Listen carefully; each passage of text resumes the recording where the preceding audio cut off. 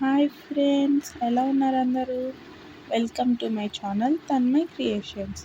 ఈరోజు మనం డిఈవిసి అంటే differential equations and vector calculus అనే సబ్జెక్ట్ చూస్తున్నాము.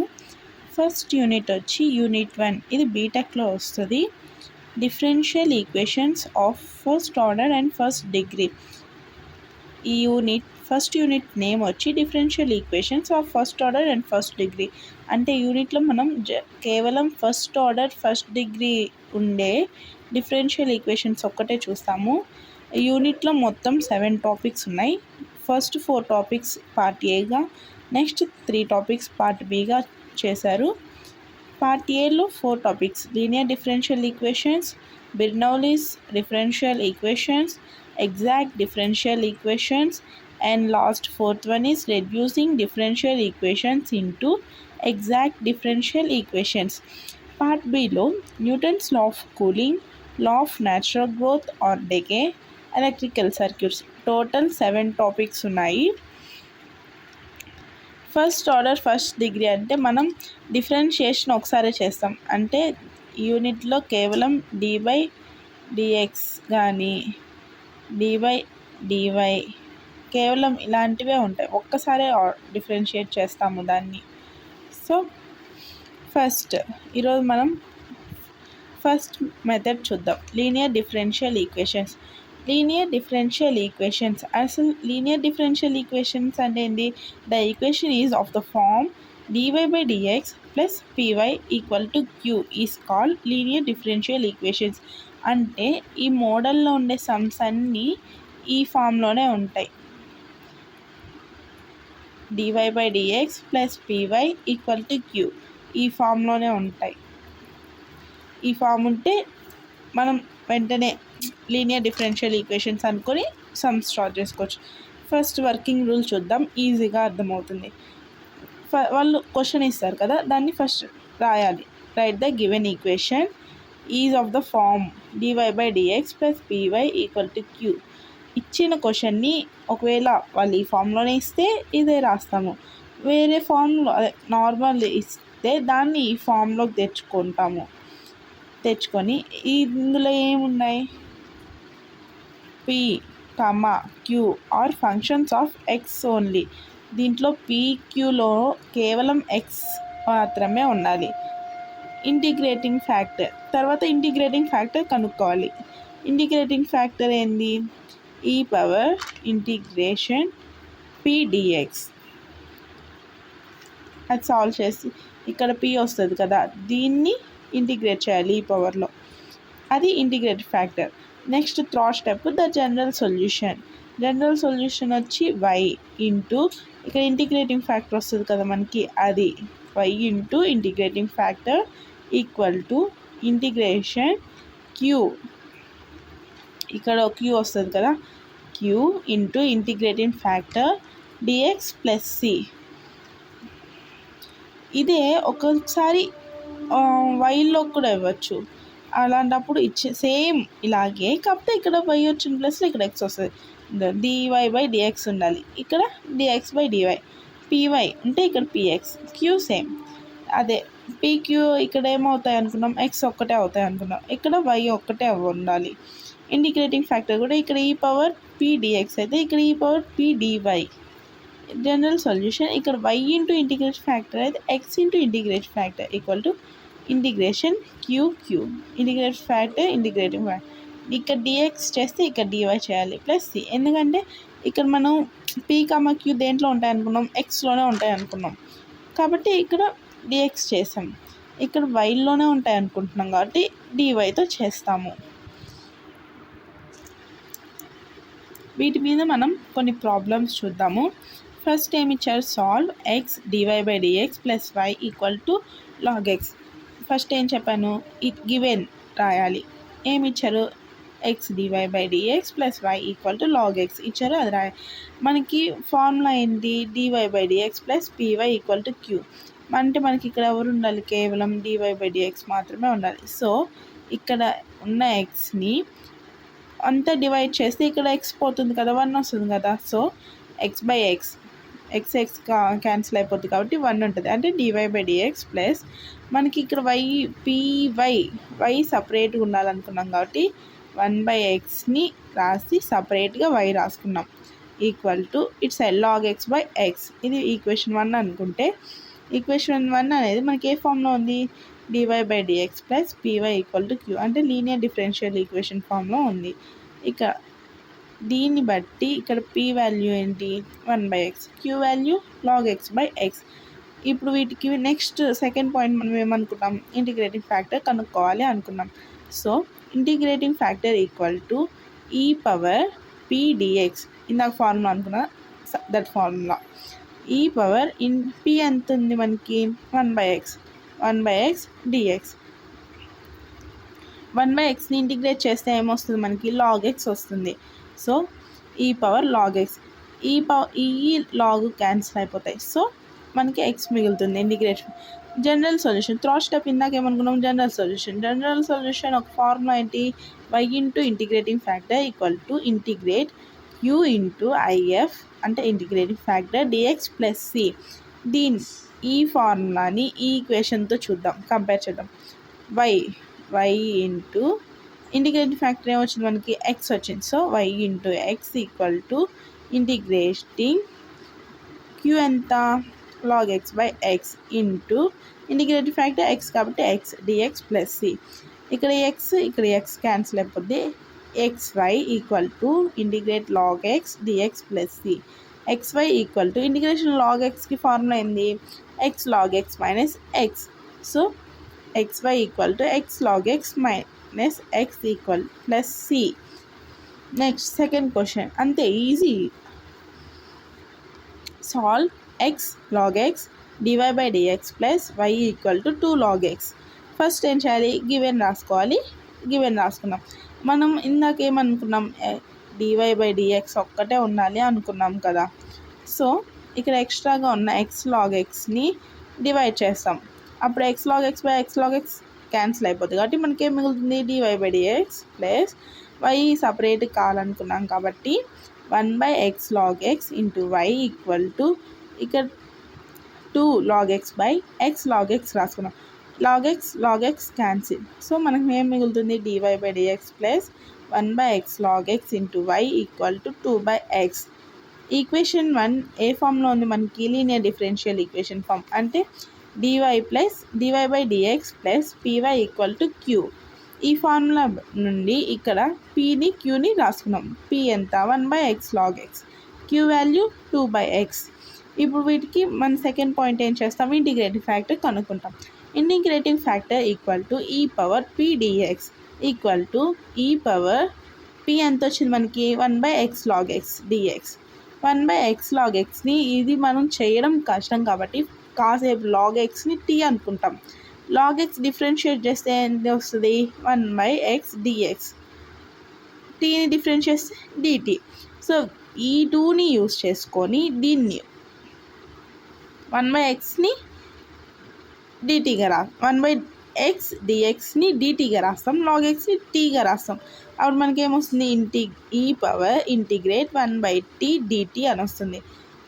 1/t అంటే 1/xకి ఇంటిగ్రేట్ చేస్తే ఏమొస్తుంది, log x వస్తుంది. సో అలాగే 1/tకి ఇంటిగ్రేషన్ చేస్తే ఏమొస్తుంది, e పవర్ log t వస్తుంది.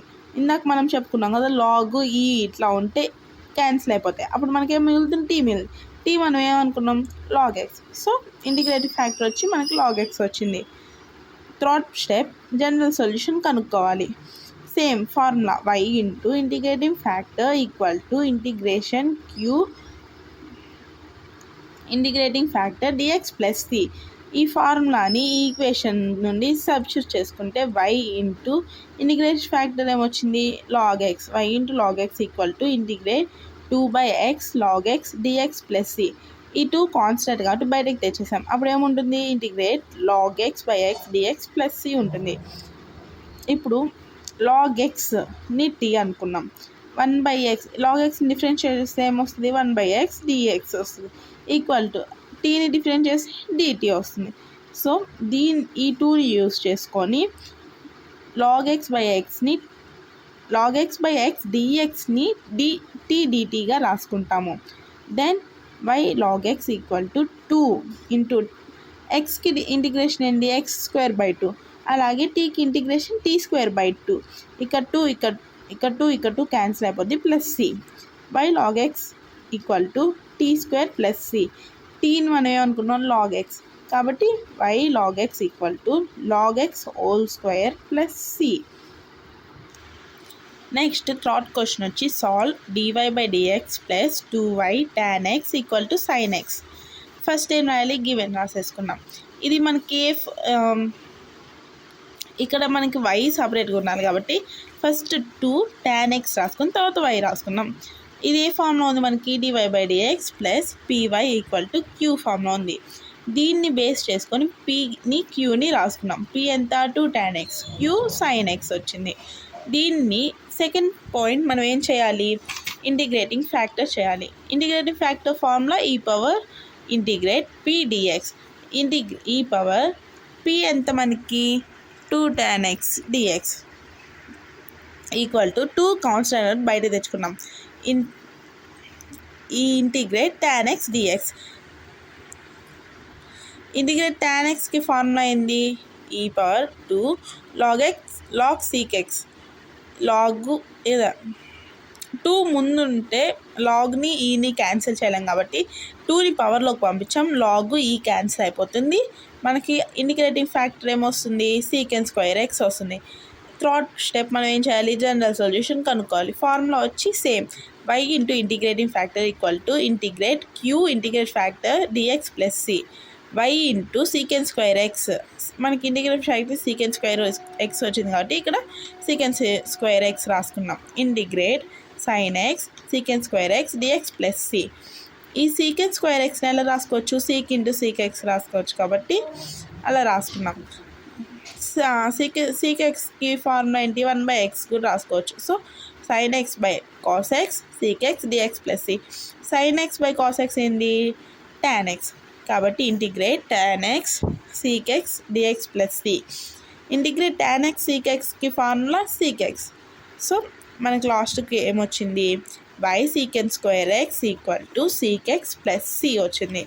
Next fourth question solve 1 plus y square dx equal to tan inverse y minus x dy. Given రాసుకోవాలి, ఫస్ట్ రాసుకున్నాం. దీన్ని మనం ఈ ఫామ్లోకి మార్చుకోవాలి కాబట్టి dx ఇది ఇటు అంటే మల్టిప్లై చేసాం. ఈ రెండు సపరేట్గా రాసుకున్నాం, సపరేట్గా డివైడ్ చేసాము. అప్పుడు dx by dy equal to tan inverse y by 1 plus y square minus x by 1 plus y square రాసుకున్నాము. దీన్ని ఇక్కడ మైనస్ ఉంది, ఇటు పంపించాము. మనకి ఎక్స్ సపరేట్, ఇందాక సెకండ్ వర్కింగ్ రూల్ చెప్పాను కదా y వస్తే ఎలా చేయాలని, ఆ వర్కింగ్ రూల్ని బేస్ చేసుకొని dx by dy plus 1 by 1 plus y square into x equal to tan inverse y by 1 plus y square. Equation ఇది ఏ ఫామ్లో ఉంది, dx by dy plus px equal to q, అంటే ఇది కూడా లీనియర్ డిఫరెన్షియల్ ఈక్వేషన్ ఫామ్లో ఉంది. ఈ ఫార్ములాని use చేసుకొని pq రాసుకున్నాం, 1 by 1 plus y square, q equal to tan inverse y by 1 plus y square. దీన్ని బేస్ చేసుకొని ఇప్పుడు సెకండ్ మనం ఏం కనుక్కోవాలి, ఇంటిగ్రేటివ్ ఫ్యాక్టర్ కనుక్కోవాలి. సో ఈ పవర్ p dy, ఇందాక దాకా x ఉంది కాబట్టి xతో చేసాం, ఇప్పుడు yతో చేయాలి ఇంటిగ్రేషన్.